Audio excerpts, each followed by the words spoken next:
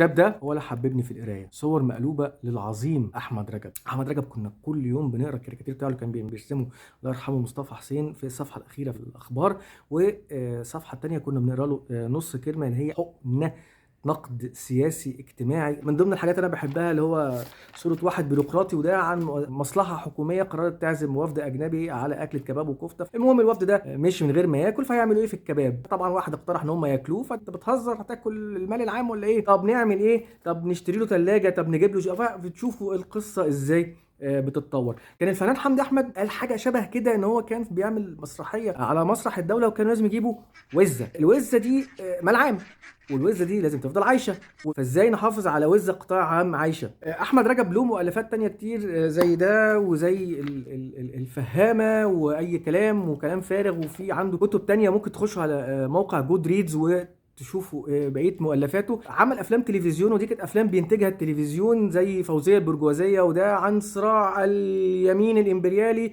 ضد اليسار اللينيني الماركسي في ضرب المواردي.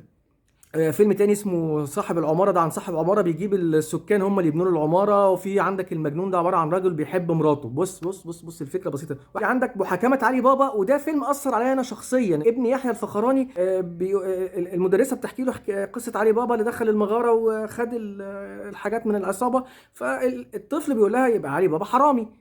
تقول له لا مش حرامي، علي بابا راجل طيب. قال لها طب هل هو سلم الحاجات اللي سرقها دي للناس رجعها للناس؟ لا. سلمها للبوليس؟ لا. يبقى علي بابا راجل حرامي مش طيب. انا شخصيا فعلا ابتديت افكر هو فعلا علي بابا اللي طول عمرنا بنقول عليه الراجل الطيب حرامي. حاجه بسيطه بس فعلا ممكن تفرق في دماغك. احمد رجب برضو كتب للسينما شنبه في المصيده، وده بقى الهلس الخام الضحك الجميل. اتعمل منه مسلسل اذاعي، عمل تعبان جدا برضو بطوله فؤاد المهندس، وعمل فيلم نص ساعه جواز. اقروا حاجته تشوفوا اعماله وقولوا لي ايه رايكم. انا اسمي عزت امين، من فضلكم اعملوا لي لايك ومتابعه وشير هنا وعلى قناتي على اليوتيوب.